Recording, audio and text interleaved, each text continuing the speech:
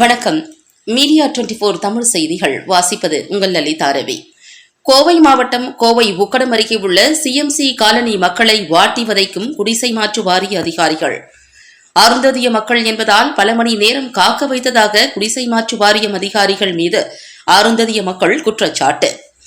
எங்கோ ஒரு அருந்ததிய மக்கள் தாக்கப்படும் போதும் வஞ்சிக்கப்படும் போதும் ஒன்று கூடும் சாதி சங்க அமைப்புகள் தற்போது எங்கே சென்றது? நாதியற்று அனாதையாக கிடக்கும் அருந்ததியர் மக்களுக்கு ஆதரவு கொடுக்க ஒரு தலைவனும் இல்லையா என்று ஆதங்கமாக பதிவு செய்த அருந்ததிய மக்கள். அரசு அலுவலகமான குடிசை மாற்று வாரிய அலுவலகத்தில் தீண்டாமை தழைத்தோங்கி நிற்பதாக கோவை மாவட்ட டாக்டர் அம்பேத்கர் மக்கள் தூய்மை பணியாளர்கள் சங்கத்தின் தலைவர் ஏசி ஆறுமுகம் மீடியா 24 தமிழ் செய்தி சேனலுக்கு சிறப்பு பேட்டி.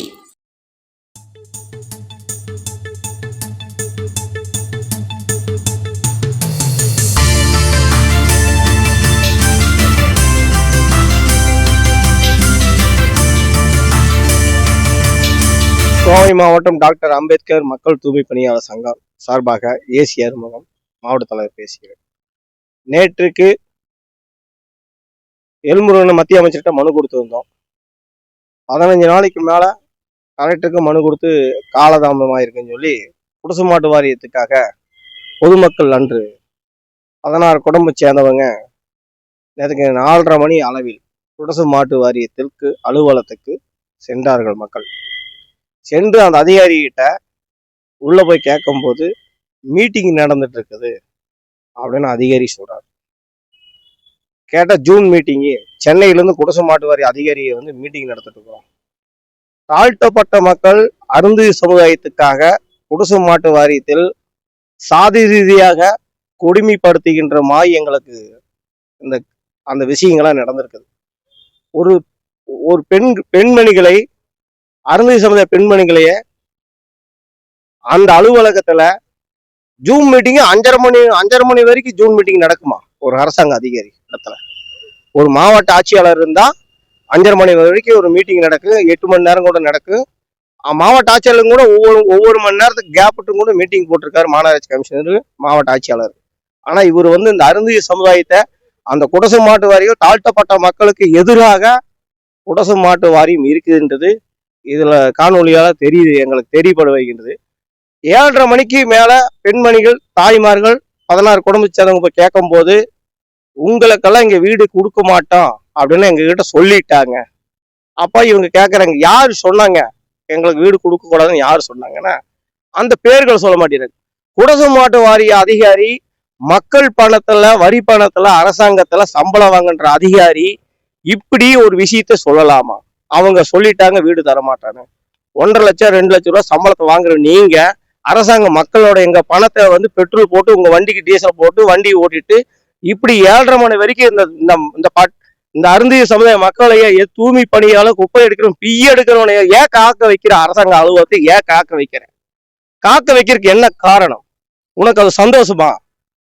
அருந்ததி மக்கள் கேள்வி கேட்க மாட்டாங்க அப்படிங்கிற சந்தோஷமா? அனைத்து சாதி சங்கம் தலைவர்கள் இந்த போராட்டம் நடந்து கொண்டே இருக்குது. அருந்ததி மக்களுக்கு குடிசை மாட்டு வாரியத்தில் 16 குடும்பங்கள் இன்னைக்கு அனாதியாக ரோட்டில் நின்று இருக்கிறாங்க. சாதி சங்கம் தலைவர்களை கேட்கிறேன், எங்கேயோ நடக்கிற இடத்துக்கு குரல் கொடுக்குறீங்களே சாதி சங்க தலைவர்கள். இவ்வளவு பேர் போராட்டங்களை நடந்துட்டு இருக்குது. நம்ம சொந்தம் பந்தம் கார்பரேஷன் வேலை செய்யற தொழிலாளி ஏதோ ஒரு சங்கம் ஜாதி சங்க தலைவர் அவர்கள் இதை பத்தி ஏதோ மீடியாவுக்கு பேசியிருக்கிறீங்களா? ஏதோ கலெக்டர்கிட்ட மனு கொடுத்துருக்கீங்களா? இது அநியாயம் இல்லையா அந்த சமூகம் பண்றது? அலட்சி போக்காக அங்க 520 வீடு கட்டுறேன்னு சொல்லியும் போட்டு தேசிய தாழ்த்தப்பட்ட ஆணையத்துக்கு 520 வீடு கட்டுறேன்னு சொல்லி உத்தரவு கடிதம் கொடுத்து போட்டு அங்க 222 வீடை கட்டி போட்டு அந்த மக்களை செட்டில் இருக்க மக்களை அலக்கடித்து வேகாத வெயில நொந்து கிடக்குறாங்க மக்கள் செட்ல. அவங்களுக்கு வீடு வழங்காம எங்களுக்கு 16 பேருக்கு வீடு வழங்காம இது அநியாயம் நடந்துட்டு இருக்கு. தமிழ்நாட்டுல நாளைக்கு முதலமைச்சர் துணை முதலமைச்சர் வருகின்றன அப்படின்னு அரசாங்கம் மூலியமாக கிடைச்ச தகவல். துணை முதலமைச்சர் ஐயா அவர்களே, உதயநிதி ஸ்டாலின் அண்ணன் அவர்களே, இந்த பட்டியல் சமுதாயத்துக்காக 16 குடும்பத்துக்கு அந்த இடத்துல நீங்க வீடு வழங்கி வேண்டும். குடிசை மாட்டு வாரிய தாழ்த்தப்பட்டவங்க மக்களுக்கு எதிராக அங்க போர்க்கொடி தூக்கிட்டு இருக்கிறாங்க அரசாங்க அதிகாரி. அழிச்சி போக்கு கேட்டா நீங்க எங்க வேணா சொல்லுங்க. மந்திரிகிட்டும் கூட போய் சொல்லுங்க, கலெக்டர்ட்டும் கூட போய் சொல்லுங்க. இப்படியெல்லாம் பேசலாமா? என்ன இதெல்லாம் நாங்க சாதி சங்க தலைவர்கள், தூய்மை பணியாளர் தலைவரா நான் கோவை மாவட்டத்துல இதெல்லாம் நான் வேடிக்கை பார்த்துட்டு இருக்க முடியுமா? இந்த மக்களுக்காக நான் சங்கம் வச்சிருக்கிறேன். இந்த தொழிலாளிகளோட தூய்மை பணியாளருக்கு எங்க அநீதி நடக்கின்றதோ அங்கே டாக்டர் அம்பேத்கர் மக்கள் என்னைக்கும் போர்க்கொடி தூக்கும். இந்திய அரசியல் சட்டத்தில் டாக்டர் அம்பேத்கர் அவர்கள் சொல்லியிருக்கார், 10 வருஷம் இருந்தா இந்த இடம் சொந்தமான இடத்த வந்து புடுங்கிட்டு எங்களுக்கு கொடுக்காம உங்களுக்கெல்லாம் இங்க இல்ல 8 வருஷம் கழிச்சு கேக்குறாங்க. 2018 ஆர்டர் தராங்க, பத்திரம் கொடுக்குறாங்க, குறிப்பானை கொடுக்குறாங்க. இப்ப நேற்றுக்கு போய் பெண்மணிகள் கேட்டதுக்கு என்ன சொல்லிக்கிறாங்க, உங்களுக்கெல்லாம் எங்க வீடு இல்லைன்னு. 8 வருஷம் சொல்றாக்க உங்களுக்கு வந்து அரசாங்க சம்பளம் கொடுத்துருக்குது, இல்ல எங்களோட மக்களோட வரிபாடு உங்களுக்கு கொடுத்துருக்குறோம். இந்த வார்த்தை கேட்கறதுக்கு 8 வருஷம் இந்த மக்கள் வந்து வெளியே வந்து காத்துட்டு இருந்தாங்களா? இது அநியாயம் இல்லையா? இது துரோகம் இல்லையா? இது தேசிய தாழ்த்தப்பட்ட ஆணையம் நேரடியாக தலையிட்டு பாரத பிரதமர் ஒரு ஆணையத்தை அமைச்சிருக்காரு, தேசிய தாழ்த்தப்பட்ட ஆணையம். இந்த ஆணையம் வந்து டெல்லியில இருந்து நேரடியாக வந்து வழக்கை வந்து பதிவு செய்ய வேண்டும். குடிசை மாட்டு வாரியத்து மேல தீண்டாமை வந்து பதிவு செஞ்சு இவங்க மேல சட்டப்பூர்வமா தீண்டாமை நடவடிக்கை எடுக்க வேண்டும். இது அம்பேத்கர் சங்கம் வலியுறுத்துகின்றது. ஒவ்வொரு ட்ரூப்பு நாங்க அரசாங்க அலுவலகத்துக்கு போகும்போது அரசாங்க அதிகாரி கிட்ட போலீஸ் துறையில சொல்லிட்டு போறோம், இவ்வளவு மணிக்கு தொழிலாளி போறாங்க. அவங்களும் போலீஸ் அதிகாரி அவங்களும் வந்து நேர்மையா இந்த 16 குடும்பம் வீடு கிடைக்கும்னு சொல்லி பயில் போடுறாங்க, உத்தரவு எழுதுறாங்க, அவங்களோட கோரிக்கைகள் எழுதுறாங்க. மாவட்ட ஆட்சியாளரும் நல்ல எங்களுக்கு தந்தையா இருக்கிறீங்க, அம்மாவுக்கு அப்பாவா இருக்கீங்க, அப்பாவுக்கு அம்மாவா இருக்கீங்க, அண்ணனுக்கு அண்ணனா இருக்கிறீங்க, எல்லாத்துக்கும் உறவா இருக்கீங்க மாவட்ட ஆட்சியாளர் ஐயா. இந்த மனு மேல என்னடா இந்த ஒரு மனு சும்மா இங்க வந்துட்டே இருக்குது. இந்த 16 குடும்பம் நடந்து கொண்டு இருக்கிறாங்க, இவங்க வாழ்க்கையில ஒரு கேள்விக்குறியா இருக்குது. வெளி 10,000 கொடுத்து வாடகைக்கு இருக்கிறாங்க. எப்படிங்க சம்பளம் வரத கம்மியா இருக்குது? இதெல்லாம் அநியாயம் இல்லைங்களா? இதுல வந்து எம்எல்ஏ அவர்கள் தலையிட வேண்டும். உள்துறை அமைச்சர் வரைக்கும் இந்த பிரச்சனையை நான் கொண்டு போகாம இருக்கிறேன். உன்னை அடுத்த அண்ணாமலை அண்ணனை சந்திச்சு இந்த 16 குடும்பத்துக்கு நீதி வழங்க வேண்டும். வெளியிருக்க ஆளுகளை தூக்கி இந்த போட்டுட்டு 3 வீடு 4 வீடு வாங்கிட்டு எங்களுக்கு வீடு இல்ல, எங்க குழந்தைக்கு நாங்க வீடு வேணுமா, பிள்ளைக்கு வாங்கணுமா, பையனுக்கு வேணுமா, எங்களை கொடுக்குறதுக்கு ஏன் மறுக்கப்படுறீங்க? நீதி ஏன் மறுக்கப்படுது? கேட்டா அவன் சொன்ன ரோட்ல போறவங்க சொல்லுவா, நீங்க அரசாங்க அதிகாரி கேட்டுட்டு இருப்பீங்களா? உங்களுக்கு அரசாங்கத்துல என்ன பயில் இருக்கோ அதை பாருங்க, எங்களை ஆதார் செக் பண்ணுங்க, எங்களை ஸ்மார்ட் கார்டு செக் பண்ணுங்க, எங்க ஓட்டர் ஐடி செக் பண்ணுங்க, நாங்க அங்கதான் ஓட்டு போட்டிருக்கோம் நிறைவே பண்ணுங்க. அந்த மாதிரி ஆய்வு பண்ணுங்க, எத்தனை பேர் இங்க வந்திருக்கணும்.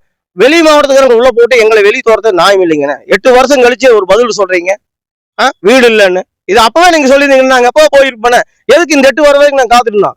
ஒரு ஜென்மமா எடுத்துமா இருக்கு. இந்த 8 வருஷத்துல 16 பேர் உனி சாகாம இருக்காங்க இருக்குது. என்ன இந்த செத்தாதான் எங்க குழந்தைங்க வீடு வாங்க முடியுமா? இது அநியாயம் இல்லையா? ஜாதி சங்க தலைவர்களே, உங்களுக்கு நான் வேண்டுகோள் வைக்கிறேன், இந்த அருந்திய மக்களுக்காக குரல் கொடுக்க மாட்டீங்களா? எங்கெங்க நடக்கிற அநியாயத்தை கேட்கறீங்களே, உங்களுக்கு கண்ணுல விழுகவில்லையா? உங்க காதல் கேட்கவில்லையா? உங்கள் நியாயம் பிறக்கவில்லையா? இது அநியாயம் இல்லையா? எத்தனை பேர் தூய்மை பணியாளர் பாதிக்கப்பட்டிருக்கிறாங்க? 16 குடும்பங்கிறது இல்ல, 16 குடும்பத்துல ஒரு குடும்பத்துல 4 பேர் 5 பேர் இருக்கிறாங்க, கிட்டத்தட்ட ஒரு 100 பேர் 150 பேருக்கு மேல இருக்கிறாங்க. இந்த குடும்பத்துக்கு ஜாதி சங்க தலைவர்கள் ஒன்று சேர்ந்து குடிசை மாட்டு வாரியத்து மேல தீண்டாமை குடிசை மாட்டு வாரிய அதிகாரி அந்த அதிகாரி கடைபிடிக்கிறார், முடிஞ்ச அந்த வழக்கம் கூட பதிவு பண்ணி கொடுங்க அரசாங்கத்துல. ஏன்னா ஒரு தாழ்த்தப்பட்ட ஒரு பெண் வந்து 5 மணி நேரமா காத்துட்டு இருக்குதுங்க, ஒண்ணுக்கும் கூட போகாம, டீ குடிக்கும் கூட போகாம, பாத்ரூமுக்கும் கூட போகாம 5 மணி நேரம் அந்த அதிகாரி ஒரு நியாயம் கிடைக்கும், ஒரு தர்மம் கிடைக்கும், ஒரு வீடு கிடைக்கும்னு ஏங்கி கொண்டு இருக்கிறான் என் தொழிலாளி. இந்த மக்களால பாவங்க, இந்த பொண்ணெல்லாம் பேப்பரை பொறுக்கிட்டு இருக்குதுங்க. பேப்பர் காத்தால நேரம் பேப்பரை பொறுக்குது இந்த பொண்ணு. பேப்பரை பொறுக்கணும் 100 ரூபாய் கிடைக்கும். இந்த பொண்ணுக்கு வந்து இப்ப 3.25 லட்சம் கட்டணும். எப்படிங்க? நெடுஞ்சாலைத்துறையில 520 வீடுக்கு 145 கோடி ரூபாய் கட்டியிருக்காங்க சொல்லி நீ எங்களுக்கு ஆர்டர் கொடுத்துருக்க தகவல் நிமிஷத்துல கேட்டா. இப்ப பணம் கட்டங்கிற கேட்டா இப்ப வந்து 3.25 லட்சம் இல்ல, இன்னும் 2 வருஷம் கழிச்சு 5 லட்சங்கிற. இது யாரு அழிச்சி போக்கு? அரசாங்கம் வீடு கட்டி தரக்கு யாரு அழிச்சி போக்கு? நீ 520 வீடு இருக்குன்னு தெரியும், இப்ப கேட்டா 492 வீடு இருக்கிற. அப்ப 492 வீடு கட்டியிருக்கணுமே மொத்தமா. ஏன் கொஞ்சம் சாப்பாடு தூக்கி பேசுற? அப்ப இந்த பட்டியல் மக்கள் இந்த அருந்திய மக்களுக்கு கேள்வி கேட்க மாட்டாங்க, யாரும் பேச மாட்டாங்க நினைச்சிட்டு இருக்கீங்களா? குடிசை மாட்டு எங்களை எல்லாம் மனுஷனா கூட மதிக்க மாட்டேங்கிறீங்களே. மாவட்ட ஆட்சியாளர் சந்திக்க வந்த இன்னைக்கு மாவட்ட ஆட்சியாளர் மேடம் தான் இருந்தாங்க, மேடத்தை செஞ்சு இன்னைக்கு மனு கொடுத்துருக்குறோம். அந்த மனு மேல எழுதி நான் கலெக்டர் ஒப்படைக்கிறேன்னு சொல்லிக்கிறாங்க. மாவட்ட ஆட்சியாளர் எங்க தந்தை எங்கிறது நாங்க உண்மையை முழுமையாக நம்பிட்டு இருக்கிறோம். இந்த மக்களுக்கு நீதி கிடைக்கணும். இந்த மக்களுக்கு நீதி கிடைக்கலன்னா இன்னும் அடுத்த போராட்டங்கள் வந்து வேறமா இருக்கும். தமிழக முதலமைச்சர் ஐயா தாழ்த்தப்பட்ட மக்களுக்கு நீங்க சொல்லிக்கிறீங்க, நடவடிக்கை எடுத்து 16 குடும்பத்துக்கு 222 வீட்டுல வீடு வழங்க வேண்டுமா கேட்டுக்கணும். என்றும் தேசப்பணி ஜெய்ஹிந்த். ஐயா, இப்போ நாங்கள் வந்து அரசாங்க குடிய அந்த நகர சைடு வந்து கொடுத்துருக்காங்க, அதில் நான் குடியிருக்கிறேங்க. இப்போ நாங்கள் ஒரு 7-8 வருஷமா அங்கே தான் இருக்கிறேங்க. அதை வந்து இப்போ எங்களுக்கு வந்து ஒரு 16 குடும்பம் இருக்கிறோம். நாங்கள் அந்த 16 குடும்பத்தில் வந்து யாருக்குமே வீடு கொடுக்கல. மீதி 270 குடும்பம் அங்கே இருக்குது. எங்கள் இந்த 16 குடும்பத்தை என்ன பண்ணாங்கன்னா, நீங்கள் வந்து வேறு பக்கம் போய் இருங்க, உங்களுக்கு கண்டிப்பாக வீடு தரோம், இந்த 222 வீட்டில் கட்டி தரோம் அப்படின்னு சொன்னாங்க. ஆனால் இது வரைக்குமே கட்டி தரலைங்க. அந்த கட்டின வீட்டில் போய் கேட்டால் நாங்கள் வந்து உங்கள் பேர் உங்கள் லிஸ்ட்டிலே இல்லை, உங்கள் பேர்லேயே இதில் இல்லை அப்படின்னு சொல்கிறாங்க. நாங்கள் போய் நம்ம மாவட்ட ஆட்சியாளர், அப்புறம் குடிசை மாற்று வாரியம், எல்லா பக்கமும் போயிட்டுருக்கோம், ஐவிஎஸ் போயிட்டுருக்குறோம். எல்லாருமே என்ன சொல்கிறாங்க, உங்கள் பேரே இதில் இல்லை. அப்போ நீங்கள் கொடுத்துருக்க இந்த அடையாள அட்டைகள்லாம் எல்லாத்தையும் காண்பிக்கிறோம், இதெல்லாம் கரெக்டு, நீங்கள் வந்து கரெக்டான முறையில் பேசுகிறீங்க அப்படின்னு சொல்கிறாங்க. ஆனால் எங்கே போய் பார்த்தாலும் கடைசியில் என்ன சொல்கிறாங்க, வீடு உங்களுக்கு இல்லைன்னு மாதிரி சொல்கிறாங்க. இதை வந்து என்ன பண்ணணும் எங்களுக்கு தெரிய மாட்டேங்குது. நாங்களும் எல்லா வழியும் எல்லாத்திட்டையும் போய் கெஞ்சியும் கேட்டு பார்த்தோம், எல்லாம் பண்ணி பார்த்தோம். இதில் என்ன தப்பு என்ன ரைட்டுங்கன்னு எங்களுக்கு தெரிய மாட்டேங்குது. தயவு செஞ்சு நீங்கள் முறையிட்டு எங்களுக்கு ஒரு இந்த வீடு மட்டும் இது வழங்குற மாதிரி ரொம்ப தாழ்மையோட கேட்டுக்கிறோம். நாங்கள் உக்கோட பகுதியிலேருந்து பேசுகிறேங்க. நாங்கள் வந்து எங்களுக்கு வீடு எடுத்து 8 வருஷம் ஆச்சு. எங்களுக்கு வீடு தரல, குடிசையும் தரல. வெளியிருங்க, உங்களுக்கு 1 வருஷத்தில் வீடு கட்டி தரேன்னு சொன்னாங்க. ஆனால் 1 வருஷம் போய் 8 வருஷம் ஆயிடுச்சு. 8 வருஷத்தில் எங்களுக்கு வீடு கிடைக்கல. போகும்போது அகுமானம் தான் கிடைக்குது. ஏன்னா வந்து இப்போ வீடு வந்து 222 வீடு கட்டியிருக்கிறாங்க. எங்களோட தான் முதல் எடுத்தது. எங்களுக்கு பின்னாடி பார்த்தீங்கன்னா எடுத்தவங்களுக்கு 2 வருஷத்தில் வீடு அதில் அலாட்டுன்னு சொல்கிறாங்க. ஆனால் நாங்கள் வந்துட்டு அதில் வந்துட்டு எங்களுக்கு 8 வருஷம் ஆச்சு. நாங்கள் இருக்கிறதே ஒரு 16 குடும்பம் தான் இருக்கிறோம். அந்த 16 குடும்பம் எங்கள் இடத்த எடுத்து தான் கட்டி கொடுத்துருக்காங்க. எங்கள் இடத்துல எங்களுக்கு வீடு கொடுக்கணும்னு நாங்கள் கேட்குறோம். ஆனால் அதில் வந்து இல்லை, ஃபஸ்ட்டு என்ன சொன்னாங்கன்னா பணம் கட்டணும், 3.25 லட்சம் பணம் கட்டணுங்கிறாங்க. இப்போ நாங்கள் என்னங்கிறோம், எங்ககிட்ட அவ்வளோ பணம் ஏது கட்டுறதுக்கு, எங்ககிட்ட பணம் இல்லை அப்படின்னா உங்கள் பணத்தை யார் கட்டுவாங்க? அப்போ ஃபஸ்ட் சொன்னாங்க எம்எல்ஏ ஃபண்டு எம்இ ஃபண்டு இருக்குது, அந்த ஃபண்டுலாச்சும் கட்டுங்கன்னு சொன்னாங்க. இப்போ அந்த மாதிரி இல்லை, அந்த மாதிரி அவங்க வந்து இப்போ சொன்னால் கூட கேட்க மாட்டேங்கிறாங்க. கொடுத்த அதிகாரி என்னங்கிறாங்க, பணம் பத்திரம் எங்ககிட்ட வந்து கேட்கணும்ல, நாங்கள் கொடுப்போம்ல, அது கேட்கல அப்படின்னு சொன்னால் நாங்கள் அதை பற்றியெல்லாம் பேச முடியாது. எங்களுக்கு 10 கோடி ரூபாய்க்கு மேலே நஷ்டம் இருக்குன்னு நேற்று சொல்கிறாங்க. எங்களுக்கு வீடு உங்களுக்கு இதில் வந்து உங்களுக்கு வீடு அலோட் இல்லை, தர வேண்டான்னு சொல்கிறாங்க அப்படிங்கிறாங்க. ஆனால் யார் தர வேண்டான்னு சொல்கிறாங்கன்னு சொல்ல மாட்டேங்கிறாங்க. யார் உங்களுக்கு வீடு தர வேண்டான்னு சொல்கிறாங்க? கவர்மெண்ட் அதிகாரி தான் கொடுக்குற வீடு. அப்புறம் அவங்க தரணும்னு சொன்னால் பரவாயில்ல, யார் தரணும்னு சொல்ல மாட்டேங்கிறாங்க. இப்போ 3.25 லட்சம், இன்னும் கொஞ்ச நாள் போச்சுன்னா உங்களுக்கு 5 லட்சம் ஆகும், 10 லட்சம் ஆகும். அது நீங்கள் கட்டுவீங்களா? நீங்கள் வேணா வீடு இல்லை ரோட்டில் இருக்கிறேன்னு சொல்கிறேன், நீங்கள் வேணா குளத்துப்பாளையத்த வீடு வேணா இருக்குது, 1,20,000 கட்டிட்டு நீங்கள் வாங்கிட்டு போங்கன்னா வயசான அம்மா பார்த்து என்னங்கிறாங்கன்னா போய் வேணா இருங்க, நாங்கள் அதுதான் பண்ண முடியும். அடுத்த பேட்சில் வீடு இருந்தால் உங்களுக்கு நாங்கள் தர்றோம், இல்லைன்னா ஒன்றும் பண்ண முடியாது அப்படின்னு சொல்கிறாங்க. மீட்டிங்குன்னு சொன்னாங்க. நாங்கள் 4 மணிக்கு போனதுங்க, 9 மணிக்கு தான் மீட்டிங் முடியும்னாங்க. நாங்கள் சொன்னால் எங்களால் உட்கார முடியல, எல்லாம் மாத்திரை சாப்பிட்றோம், உடம்புக்கு நல்லாலாம் உட்காந்துருக்குறோம். ஒரு அக்கா கால் வலியில் 2 காலில் புண்ணு இருக்குது, பாட்டி 2 காலில் பேண்டேஜ் போட்டிருக்கு. இப்படி நிறையா பேர் நிறையா பிரச்சனை இருக்கிறோம். எங்களால் முடியல, அவங்களை பார்த்துட்டு நாங்கள் போகிறோன்னு பார்த்தா மீட்டிங்கும் கிடையாது, ஒன்றும் கிடையாது. சும்மா தான் ரூம் மூடி இருக்கு, யாரும் கிடையாது. அதுக்கப்புறம் தான் வந்துட்டு பேசுகிறாங்க. அவர் என்ன பேசுனாங்க? அதாங்க அவங்களுக்கு வந்து வீடு வந்து தரக்கு இங்கே பேசிட்டு போவாங்க. எங்களை பார்த்ததுக்கு அப்புறம் தான் அவங்களை பார்க்க முடியும். எது சொன்னாலும் வந்து வெங்கட் சார் தான் பார்க்கணும், அதுக்கப்புறம் தான் எங்களை உள்ளே வந்து பார்க்க முடியுங்க. வெங்கட் சார் சொல்கிறாரு, வீடு வந்து நாங்கள் உங்களுக்கு கிடைக்காது, இதில் கிடைக்காது, அடுத்த பேட்சில் வேணா அது 1-2 இருந்தால் நாங்கள் தர்றோம், இல்லைன்னா ஒன்றும் பண்ண முடியாது. இப்பயே 3.25 லட்சம், அடுத்த இதில் போச்சுன்னா 5 லட்சம் 10 லட்சம் ஆகும், அது நீங்கள் கொடுத்து வாங்க முடியாது உங்களால் அப்படிங்கிறாங்க. மீடியா 24 தமிழ் செய்திகளுக்காக எக்ஸ்க்ளூசிவ் ஒளிப்பதிவுடன் தலைமை செய்தியாளர் அதிரடி காளிதாஸ்.